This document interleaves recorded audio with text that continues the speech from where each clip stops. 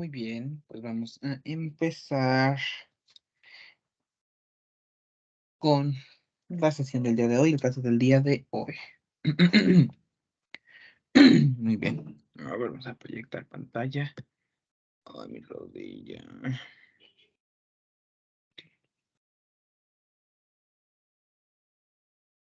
Y ajustamos el zoom.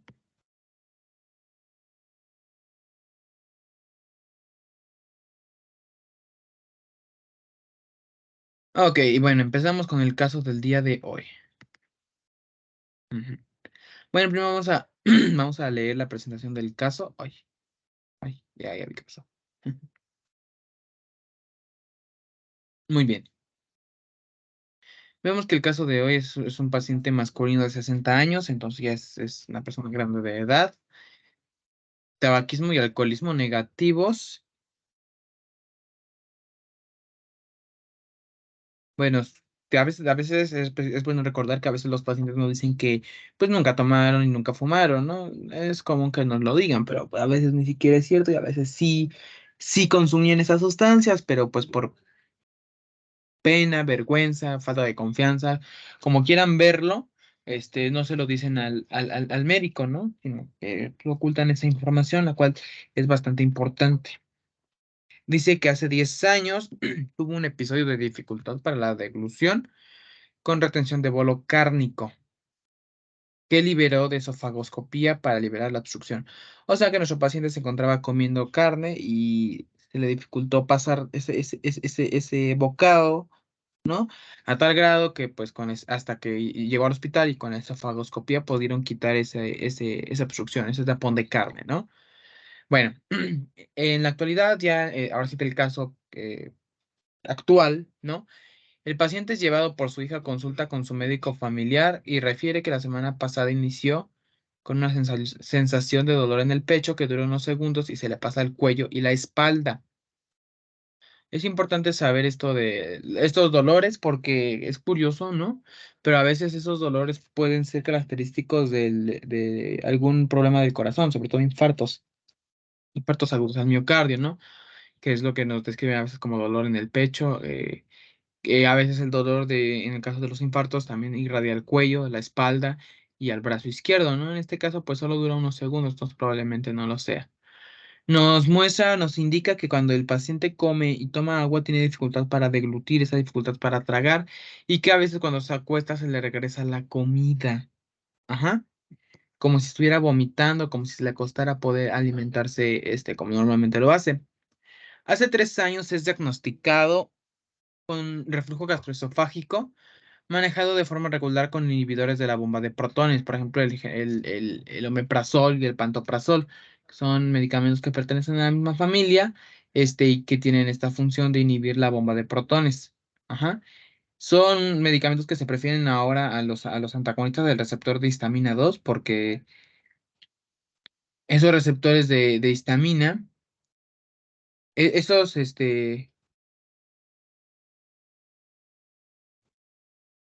esos medicamentos se ha demostrado que no son tan efectivos, tan eficaces como los inhibidores de la bomba de protones. Al igual, bueno, hablamos de ejemplos de estos medicamentos, como la ranitidina, ajá, que ahorita no es cierto, la ranitidina, bueno, sí, la ranitidina puede usarse, pero ya no lo hacen porque ciertos estudios la vincularon, la relacionaron con cáncer, con la aparición de cáncer. Entonces ahora se prefiere, en vez del uso de ranitidina, se prefiere ahora el uso de estos inhibidores de la bomba de protones, ¿no? Que son los omeprazol, pantoprazol, todos ellos, ¿no? Bueno, tenemos también que tiene una tendencia a la exacerbación en los últimos meses y no hay una pérdida de peso, ¿ok? La exploración física, vamos que la tensión arterial, la frecuencia cardíaca, la respiratoria está bien, la temperatura está bien, el índice de masa corporal está bien, la auscultación cardiopulmonar está bien, abdomen y extremidades todo bien, o sea, la exploración física no se aprecia ninguna anomalía, ninguna alteración, ¿no? Entonces aquí como que ya nos ponemos a pensar como pues, ¿qué está pasando con esta persona, ¿no? Vemos que en los exámenes de laboratorio, la biometría hemática, la química sanguínea y el examen general de orina salieron todos normales. Ujú. Y aquí el estudio, el caso nos hace una pregunta. ¿Qué otros estudios solicitaría usted y fundamentar nuestras respuestas? Obviamente eso lo vamos a hacer más adelante. Exámenes de gabinete, pues al parecer no se le hicieron exámenes de gabinete, entonces, pues bueno, lo que tenemos que nosotros colocar es esos exámenes que nosotros consideramos pertinentes y fundamentar nuestra respuesta. Ahora sí, en los objetivos del caso, en los objetivos específicos, que en primer lugar tenemos la anatomía, una breve descripción, una breve reseña de la anatomía esofágica, ¿no? Sabemos que es un conducto muscular que está tapizado por mucosa, que es ese conducto que une la faringe con el estómago. Nos dices dónde inicia, que inicia a la altura del borde inferior del músculo constrictor medio inferior de la faringe. A nivel de la sexta o séptima vértebra cervical, dependiendo de la posición y el movimiento de la cabeza. Recorre por delante de la concavidad vertebral torácica, se separa de la columna en T4 y T5, ¿ok? Y pasa por el esófago. El esófago pasa a través del diafragma a la altura de la onceava vértebra torácica. En una persona adulta, el esófago mide entre 23 y 26 centímetros de largo e incluso pueden llegar a medir hasta 30, ¿no? Y se distribuye normalmente 5 centímetros en la región cervical, de 16 a 20 en la región torácica, 1 centímetro mientras el esófago atraviesa el diafragma y 3 centímetros en el abdomen.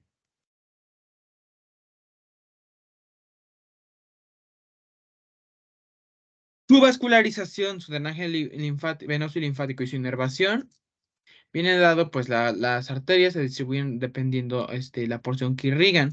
Por ejemplo, la porción cervical, la torácica y la abdominal. Las arterias que se encargan de irrigar la porción cervical se originan de la arteria tiroidea inferior, que es rama del tronco tirocervical, rama de la arteria subclavia, y de ramas esofágicas que provienen de la arteria tiroidea inferior, rama del tronco tirocervical y que también es rama de la subclavia.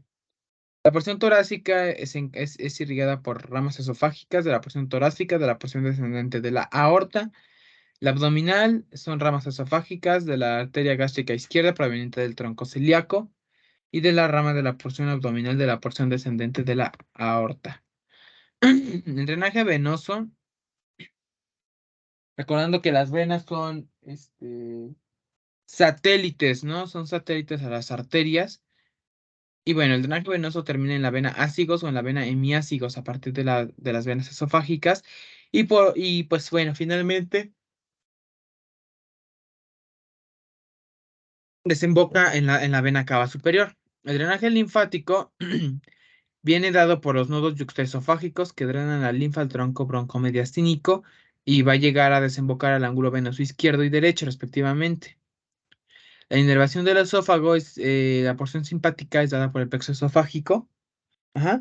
Y los ramos esofágicos a través de la cual es dada esa inervación provienen de los ganglios torácicos 2, 3, 4 y 5 del tronco simpático y la porción parasimpática está formada por ramos del nervio vago derecho, ramos del nervio vago izquierdo y ramos del nervio laringeo recurrente, que este a su vez es rama del nervio vago. Entonces, la inervación de nuestro esófago se encarga el nervio vago.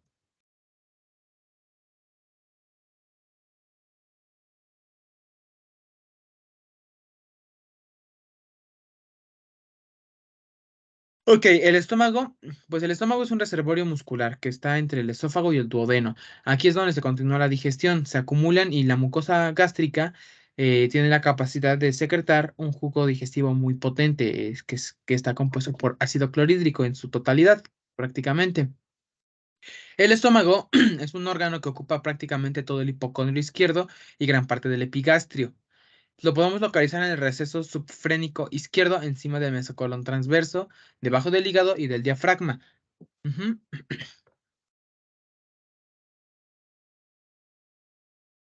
La forma, la orientación y la posición, bueno, la forma y la orientación del estómago van a variar según el tiempo o el momento de la digestión en el que se encuentre y la posición corporal.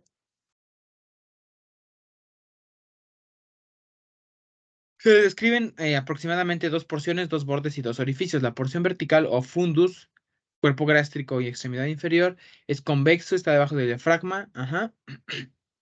Es la parte más alta y ancha del estómago. El cuerpo gástrico es cilíndrico, aplastado de adelante hacia atrás y bien limitado. Ujú. La porción pilórica es pues, la porción final del estómago, a menudo es oblicua hacia arriba y a la derecha.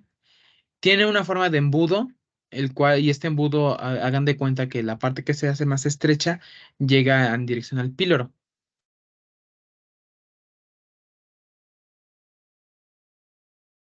La curvatura mayor va desde el borde superior del cardias al borde inferior del píloro. Es un tiene un trayecto cóncavo hacia abajo que va desde el de fundus gástrico y después se hace vertical a lo largo de la parte izquierda del cuerpo. Ajá. Y pues la curvatura mayor continúa con el píloro en el borde inferior del duodeno.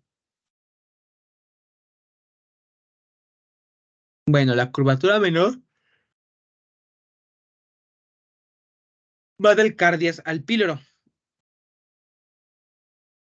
Al inicio de su trayecto es completamente vertical, sin embargo, se hace curva bruscamente y se dirige a la derecha, arriba y atrás a nivel del antro y del canal pilórico para continuar con el borde superior del duodeno. La curvatura menor es más gruesa que la curvatura mayor y presenta dos vértices, un anterior y un posterior. La curvatura menor es el medio a través del cual llegan los vasos y los nervios más importantes al estómago a través del hilio gástrico. Anatómicamente, el estómago se divide en el cardias, que es la zona donde desemboca el esófago, la primera parte del estómago, cuyo orificio es oval, se orienta hacia arriba, hacia adelante y a la derecha. No está marcado por ningún relieve muscular, o sea, no tiene una forma de identificarlo fácilmente. El píloro, que es ahora sí que la salida del estómago, se sitúa en la parte inferior de la curvatura menor y está marcado exteriormente por un espesamiento y un estrechamiento. Lo cual corresponde al esfínter pilórico, que es un anillo compuesto de músculo liso que se encarga de abrir o de cerrar el orificio dependiendo lo que se necesite. Y pues bueno, este esfínter pilórico se orienta a la derecha, algo atrás y hacia arriba. Y ojo aquí porque hay una enfermedad genética multifactorial que se le denomina estenosis pilórica, ¿ok? Y es muy común en mujeres que fumaron, bebieron alcohol durante su embarazo, o sea, que no llevaron los cuidados correspondientes, ¿no? Obviamente es multifactorial, ¿no? Porque una mujer tome y fume, ya su hijo va a nacer con esto, ¿no? Hay muchos factores que considerar, pero pues, principalmente son esos factores ambientales, ¿no? Y el hecho de que sea un hijo varón, porque es más común en los varones. La mucosa gástrica, va a presentar pliegues paralelos al eje mayor estomacal. Eu.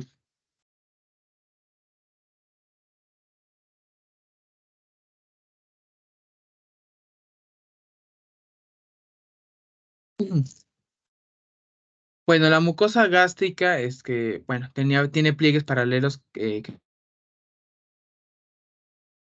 estómago. A nivel de cardias, la unión de esas mucosas esofágica y gástrica tiene una línea irregular tiene nivel variable. Ujú. Hay un pliegue de la mucosa que se le denomina la válvula del cardias o Gubaro, que si se opone, si está desarrollada al reflujo gastroesofágico. Y pues bueno, no es suficiente para prevenir el reflujo. El peritoneo gástrico, recordemos que todos los órganos abdominales están recubiertos de esa membrana serosa, que es el peritoneo, que envuelve prácticamente todos los órganos del abdomen. Les da protección, ayuda en el intercambio de sustancias. Ujú. Y bueno, el peritoneo también es una estructura muy sensible que hay que tratar con mucho respeto y con mucho cuidado. El peritoneo gástrico va a cubrir el estómago mediante dos láminas que van a cubrirlo, ¿no? Es el peritoneo visceral y el peritoneo parietal. Ajá. Y bueno, vamos a tener que, que el estómago tiene una serosa que está separada de la capa muscular subyacente por una capa de subserosa o que, bueno, que está compuesta de tejido conectivo. Y en esta subserosa es por donde pasan los vasos y nervios sanguíneos.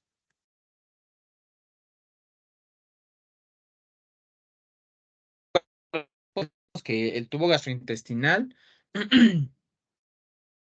es una continuación de la cavidad oral, mide 9 metros y se va a dividir en esófago, estómago, intestino delgado e intestino grueso.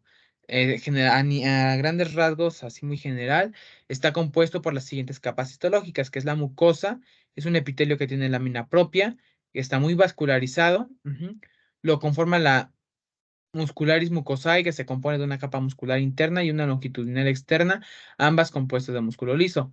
La submucosa, que es una capa de tejido conectivo denso, irregular, fibroelástico, que va a rodear a la mucosa, a excepción del esófago y del duodeno. Bueno, aquí es donde encontramos el plexo de Meissner, que se encarga de controlar la motilidad mucosa y la secreción glandular. La muscular externa tiene a su cargo la actividad peristáltica y se compone de músculo liso. Y este músculo liso está organizado en una capa circular interna y una longitudinal externa. ¿Por qué? Porque pues, el movimiento del tubo gastrointestinal es peristáltico, entonces es como si fuera un anillo bajando a través del tubo gastrointestinal. Pero recordemos que si pues ese movimiento no es suficiente, aparecen las ondas peristálticas secundarias, que ya es en donde entra en acción ese músculo longitudinal. Y entre ambas capas musculares vamos a encontrar el plexo de Auerbach, que va a controlar la actividad de estos músculos, ¿no? La serosa o adventicia.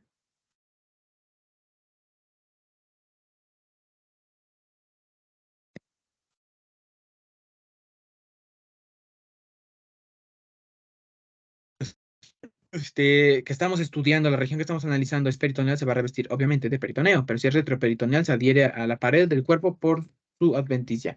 El esófago está prácticamente compuesto por las mismas capas. Tenemos que está compuesto por la mucosa, está hecha por un epitelio escamoso estratificado no queratinizado, donde hay células presentadoras de antígeno, que son células de Langerhans, las cuales fagocitan antígenos y sintetizan moléculas del complejo mayor de histocompatibilidad 2. Aquí hay glándulas esofágicas cardíacas que se localizan cerca de la faringe y en la unión estomacal, produciendo este moco que lubrica el tubo, el conducto, ¿no? Y bueno, la razón por la que la mucosa o sea, que sea epitelio escamoso certificado no queratinizado, es porque ese epitelio es el más resistente al daño, ¿no? Al daño mecánico, al desgaste, y es el que más rápido se va renovando, se va renovando, se va renovando. Luego la submucosa es la capa donde se alojan, como debe, así propiamente dicho, las glándulas esofágicas. Solamente el esófago y el duodeno son los únicos segmentos del tubo digestivo que poseen glándulas en la submucosa. Ujú. Bueno, y estas glándulas son células mucosas que secretan obviamente moco para lubricar, glándulas serosas con gránulos de pepsinógeno, que es una proenzima, y glándulas que secretan una lisozima antibacteriana.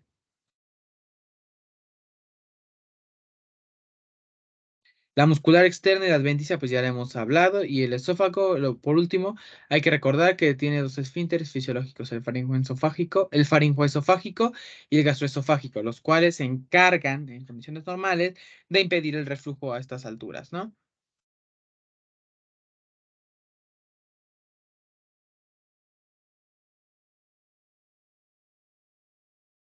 Bueno, la división anatómica del estómago y la división histológica es muy diferente una de la otra. Anatómicamente veíamos que solo había como cuatro capas y histológicamente nos señalan estas, que es la región cardíaca, la región del fondo, la región del cuerpo y la región pilórica. Cada una de las regiones gástricas tienen rugosidades y fositas gástricas, lo que incrementa el área de recubrimiento del estómago. En el fondo de cada fosita desembocan de 5 a 7 glándulas gástricas que están presentes en la lámina propia. Histológicamente, el estómago se compone de la mucosa, donde está el epitelio de la lámina propia, la muscularis mucosae, Células madres, células parietales, células principales, células del SNED, APUD o enteroendocrinas. Luego tenemos la capa muscularis mucosae, la submucosa y la muscular externa, que es en donde donde están donde hay tres capas de músculo liso, la capa oblicuo profunda, la capa circular y la capa longitudinal externa. Ahora, esto es un poquito más de fisiología y de bioquímica, pero es importante mencionarlo en histología porque también es relevante. Ajá, para el vaciamiento del contenido gástrico se requiere de una interacción de ambos plexos, tanto del miotérico del submucoso, o si los prefieren con los nombres, tanto del el plexo de Meissner como el de Auerbach. Y bueno, mientras estos dos plexos trabajan en conjunto, mantienen la presión de la luz estomacal, la luz gástrica constante. Y pues bueno, se da una contracción coordinada de la muscularis externa y la relajación del esfínter pilórico, lo que permite el vaciamiento. Ahora bien, la velocidad y el ritmo de liberación del quimo y que continúe su camino va a depender mucho de la acidez, del contenido calórico, de la grasa y de la osmolaridad de lo que se está dando.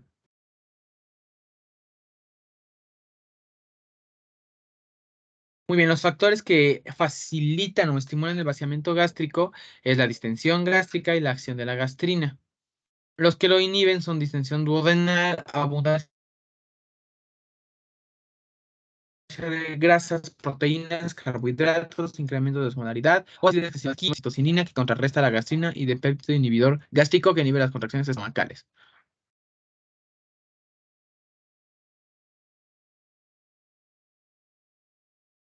Para la producción de ácido clorhídrico, que es el ácido principal de los jugos gástricos que se encarga de descomponer el alimento y activar el pepsinógeno para convertir la pepsina, ujú, este, funciona a un pH de 1 o 2 y su secreción ocurre en tres fases. La fase cefálica, donde hay una secreción gracias a factores psicológicos que despiertan esos pensamientos de hambre.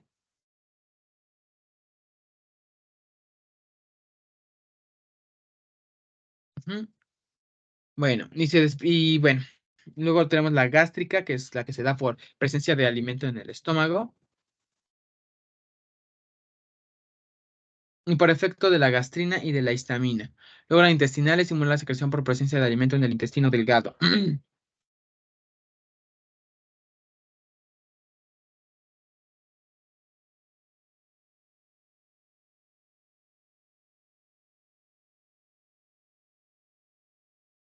Muy bien. El mecanismo de las parietales tienen receptores de gastrina, histamina y acetilcolina en el plasma basal y la unión ocasiona la liberación de ácido clorhídrico. El bicarbonato que se encuentra en la capa de moco protege y es amortiguador en el revestimiento del estómago del ácido, ¿no? Nos protege del ácido, porque si no existiera esta capa de protección, el ácido literalmente quemaría cada uno de nuestros órganos internos. Ok, y bueno, estas células están unidas entre cada una por uniones ocluyentes, lo que impide la entrada del ácido clorhídrico a la lámina propia. Al igual, las prostaglandinas pueden proteger a las células gástricas e incrementan la circulación local, con lo que se elimina los hidrogeniones de la lámina propia, lo que aumenta su protección. Referente a embriología, pues todo el desarrollo del tubo digestivo, pero bueno.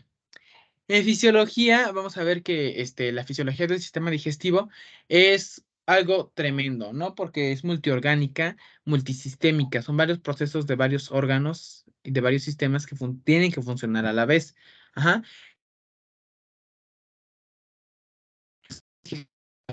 Involucra desde el momento en que nosotros ingerimos algún alimento, desde que el alimento entra en nuestra boca hasta que sale de nuestro cuerpo. Ajá. La, este, la, la finalidad de este sistema tan complejo es poder absorber y adquirir los nutrientes e incorporarlos a nuestro organismo, a nuestro cuerpo.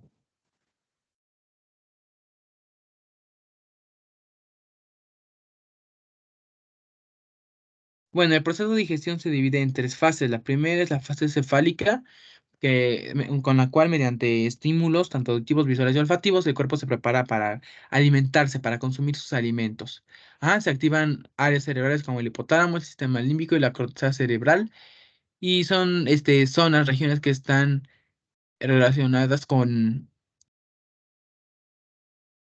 el...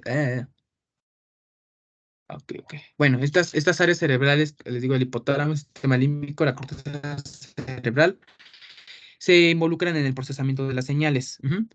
Y llegan al núcleo dorsal motor, de donde salen fibras vagales que envían estímulos parasimpáticos al tracto gastrointestinal, lo que aumenta la secreción de saliva, el tono de la vesícula y la relajación del esfínter de Oddi. La fase oral, bueno, pasa algo similar a la anterior, pero es cuando los alimentos se encuentran presentes en la cavidad oral y aquí se encarga de ella el sentido del gusto, o sea, nuestra lengua. Ajá. Aquí empieza la digestión de los alimentos a través de la eh, adición conjunto, el trabajo conjunto de la mecánica dental, los núcleos de la masticación y de la saliva, la cual contiene enzimas como la amilasa y la lipasa. ¿Ok? Y bueno, este proceso digestivo va a crear el bolo alimenticio.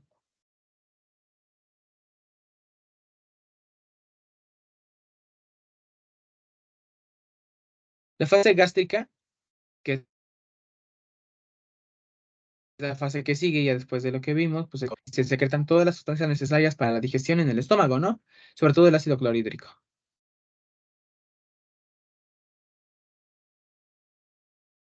Bueno, en la fase intestinal, aquí es donde ocurre la mayor parte de la absorción de nutrientes. Y aquí en esta fase se secretan sustancias que ayudan a la digestión, las cuales provienen del páncreas y de la bilis. Y también se absorbe agua, de 7 a 8 litros de agua.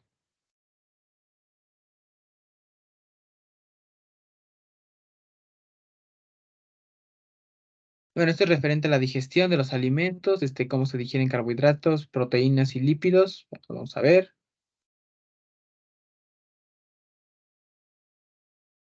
La última fase, que es la fase colónica, tampoco la vamos a ver porque pues, ya es lo final, ¿no? Se lo tienen que leer por su parte.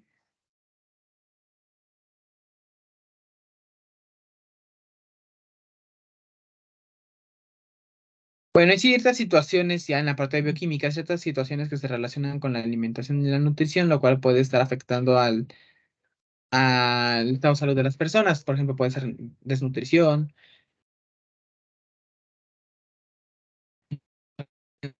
o tisular. Y bueno, como ejemplos de malnutrición tenemos el marasmo, el kwashiorkor, la caquexia, sobrenutrición, la obesidad, la diabetes tipo 2, la aterosclerosis y la hipertensión arterial sistémica, e infecciones, marasmo y úlcera péptida por infección por Helicobacter pylori. Daño nervioso tisular, aplasia y neoplasia gástrica.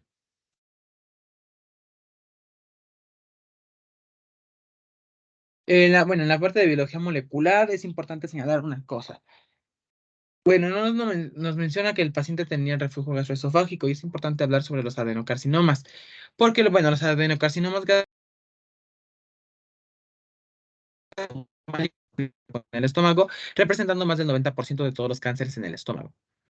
Y los síntomas iniciales son muy semejantes, son muy parecidos a las de una gastritis crónica, entonces se acompañan de dispepsia, disfagia y náuseas. Y desgraciadamente por esa clínica tan imprecisa, esos tumores se descubren demasiado tarde, ya cuando el tumor está muy avanzado, en un estadio muy avanzado, cuando los síntomas ya son graves, por ejemplo, hay pérdida de peso, anorexia, alteración de hábitos intestinales, anemia y hemorragias.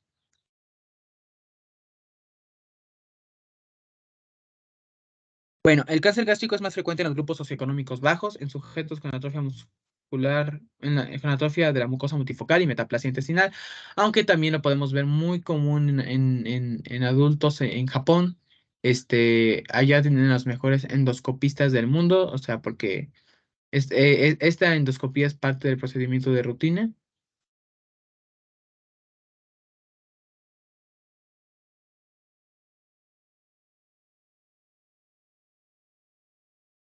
Bueno, el concepto de metaplasia lo van a La metaplasia es un proceso maligno mediante el cual una estirpe celular se convierte en otra que no le corresponde. Suponiendo, por ejemplo, ¿no? Que una célula de la piel diga, híjole, es que no quiero morir, no, que no, me están atacando, pero no quiero morir, entonces pues me convierto, ¿no? Ah, es lo que pasa también en el estómago, puede llegar a pasar. El estómago, recordando un poco que tiene el epitelio plano estratificado no queratinizado, puede resistir daño, pero tampoco hay que abusar de su capacidad, ¿no? Entonces, en estos casos, ¿no? En personas con gastritis, con reflujo gastroesofágico, ese reflujo, como está lesionando constantemente el epitelio del esófago, llega un momento en que las células esofágicas, las planas estratificadas queratinizadas, dicen, no, pues ya hasta ahí, y se convierten en células como las de la mucosa gástrica. Ajá, entonces eso no es normal, o sea, no es normal que encontremos una célula de un tipo en otro lugar que no le corresponde.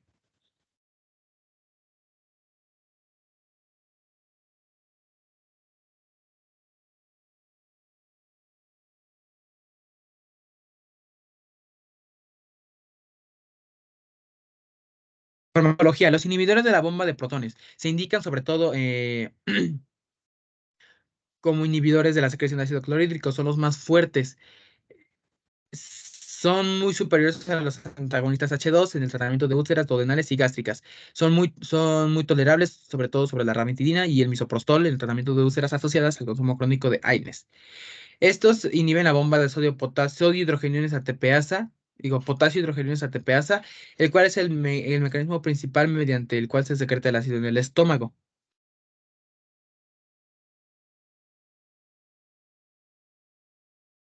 Bueno, la inhibición que ejerce este medicamento, por lo tanto, su efecto dura mucho tiempo, superando a otros fármacos semejantes, y esto permite que el medicamento solo se administre una vez al día. Y el omeprazol, el famoso omeprazol, es el primer fármaco de este tipo que existió.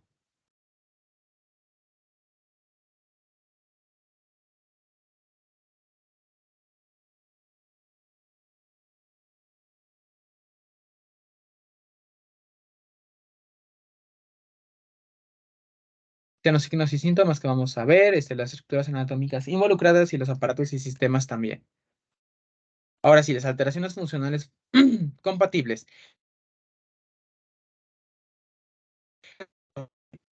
Disfunción mecánica o una disfunción motora. Las causas mecánicas pueden ser un cuerpo extraño o bolo alimenticio muy grande.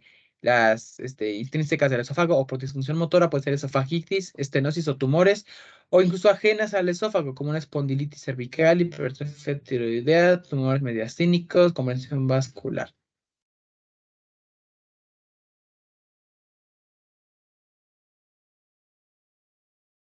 Bueno, y hay ciertas, ay, me duele mi patita. Bueno, las anomalías motoras se pueden relacionar con algún defecto, falta de saliva, lesiones que afecten la parte sensitiva de los nervios craneales 10 y 11, que es el vago y el espinal, trastornos del músculo estriado faríngeo y esofágico, por ejemplo, la poliomiositis, dermatomiositis. Esa dermatomiositis es una enfermedad autoinmune bastante complicada también, entonces hay que tener cierto respeto.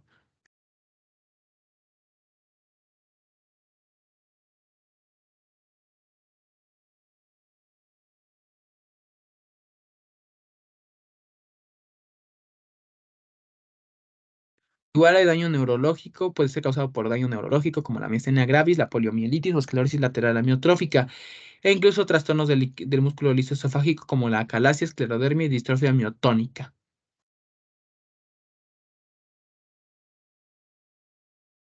La disfagia orofaringea ocurre cuando el alimento se detiene a nivel de la hendidura supraesternal y puede haber regurgitación o aspiración, ¿no? O sea, que el alimento pase a la vía aérea. Las causas pueden incluir solo para sólidos, para alimentos sólidos, carcinomas, membrana congénita, para sólidos y líquidos, alguna barra cricofaringea, por ejemplo, un esfínter esofágico hipotenso o hipertenso, miastenia gravis, miopatía por glucocorticoides, esclerosis múltiple, Parkinson, parálisis vulvar o pseudovulvar. La disfasia esofágica, el alimento se detiene en la parte media o inferior del esternón. Se relaciona con regurgitación, aspiración u odinofagia. Y pues al igual puede ser causado por algún carcinoma, estenosis por cáusticos, o sea, alguna quemadura con sosa. y espasmo esofágico difuso, esclerodermia y acalasia.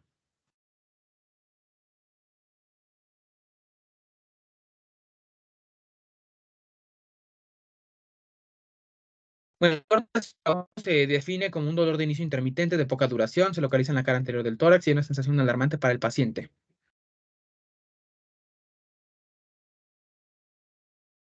El reflujo gastroesofágico es eso que les digo, cuando no funciona bien ese esfínter gastroesofágico inferior, entonces el contenido gástrico sube. Ajá, hipótesis. Bueno, las hipótesis que coloqué en este caso fue la acalasia, el tumor esofágico y el esófago de Barrett. Ajá. Bueno, la calasia es cuando el músculo esofágico inferior no se relaja adecuadamente y no permite que los alimentos pasen al estómago. Entonces se regresan a la garganta. El tumor, pues obviamente obstruye y va a ir aumentando, va a ir empeorando la sintomatología de manera progresiva conforme va creciendo el tumor y pues obviamente va aumentando el estrechamiento que este produce en la luz tubular, en la luz del esófago, ¿no? El esófago de Barrett es una metaplasia, o sea que hay un cambio de epitelios, ¿no? Y aquí está, ¿no? Es cuando el epitelio escamoso estratificado, que es el que normalmente cubre el esófago, se reemplaza por un epitelio columnar.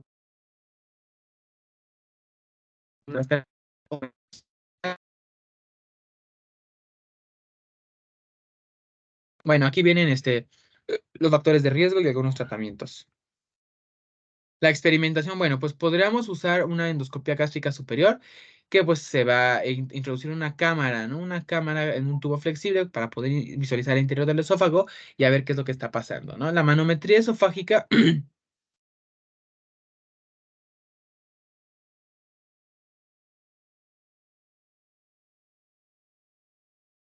Bueno, la manometría esofágica, pues esa, yo creo que la primera es más que suficiente con la endoscopia gástrica superior, con el que se dan las contracciones musculares. Y el electrocardiograma, digo, a veces pensamos, ¿no? Como que para qué pido el electrocardiograma si no tiene nada. Es que a veces algunas anomalías cardíacas, como los infartos, se pueden disfrazar de gastritis. Y bueno, pues al final el diagnóstico final sí es acalasia, ¿no? Es acalasia, es la enfermedad que tiene nuestro paciente y es más o menos lo que vemos en la imagen inferior del lado izquierdo. Ah, aquí está en un esófago normal y en el caso de la acalasia, que falta esa relajación, la secuencia de eventos y el plan a seguir. Bueno, podemos hacer para el tratamiento una dilatación con globo, es un proceso que pues es relativamente sencillo, ¿no? Porque se infla un globo mecánico, un globo del tamaño de un esófago para poder abrir esa, esa estenosis, ¿no? Puede ser necesario que se esté dilatando varias veces y puede llegar a ocurrir, o sea, sí puede pasar, es una complicación rara, pero que sí puede ocurrir, la ruptura del esófago, la ruptura esofágica,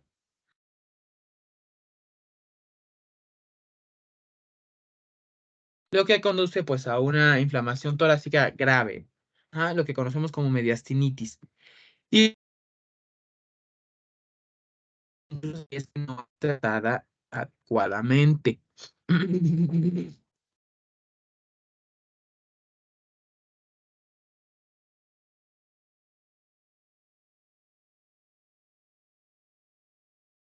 Y bueno, en el caso de que esto suceda, o sea, de que se rompa el esófago, inmediata mismo hay que hacer una intervención quirúrgica para poder reparar. Miotomía. Pues la miotomía es una cirugía que secciona las fibras musculares del esfínter esofágico inferior y se realiza mediante la paroscopía o con un torascopio. Se puede realizar también mediante un endoscopio. Tiene una tasa de éxito similar a la del globo. Y pues bueno, aún sigue existiendo el riesgo, aunque muy leve, muy pequeño, que se perfore el esófago.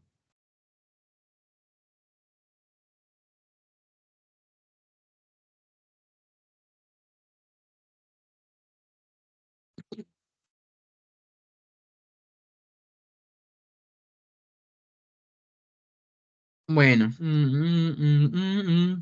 sin embargo, pues después de esa miotomía, algunas personas tienen un riesgo mayor de presentar un reflujo gastroesofágico, ¿no? Es más más probable, ¿no? Más, sí.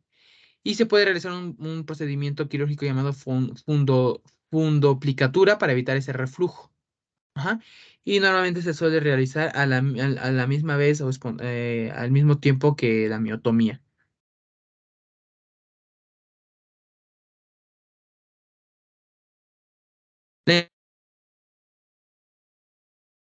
O Botox, como normalmente se le conoce, se inyecta esa toxina del serotipo A de Clostridium botulinum. Ajá, y su efecto dura de 3 a 4 minutos, reduce la liberación de acetilcolina y la presión basal del esfínter esofágico inferior y se consigue el vaciamiento del esófago de forma gradual. Se puede utilizar para el diagnóstico cuando esté dudoso, ¿no?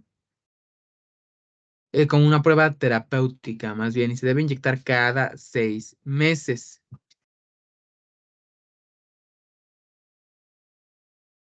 Y su efecto va disminuyendo con el tiempo, conforme pues esta se va en potencia. Sobre todo porque también se piensa que se van regenerando los receptores afectados. Y a bajas dosis se corre el riesgo de producir botulismo.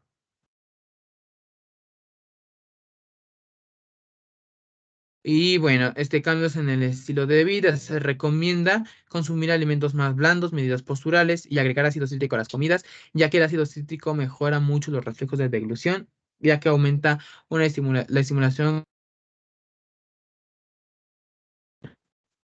Pues bueno, estos son los tratamientos que se pueden utilizar, ¿no? Para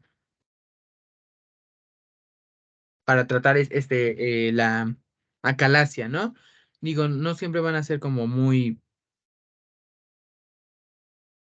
efectivos algunos, ¿no? Quizás sí se convierta en un dolorcito de cabeza, ¿no? Un pacientito de estos, pero pues si se hace un abordaje integral, este, un, una buena interrogación, una buena historia clínica, un buen interrogatorio, pues se puede lograr, ¿no? Se puede lograr.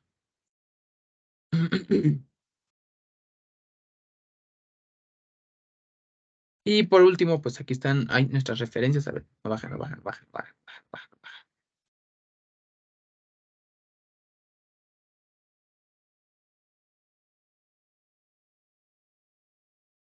Bueno, estas son las referencias. El libro de anatomía de Pro, el Rodos de Embrio, el Baines de Bioca, el Erraes de Biomol y el Katsung de Pharma, ¿no? Aunque sí les recomiendo que se chequen también las guías de práctica clínica. Digo, les van a servir mucho, ¿no? Las guías de práctica clínica.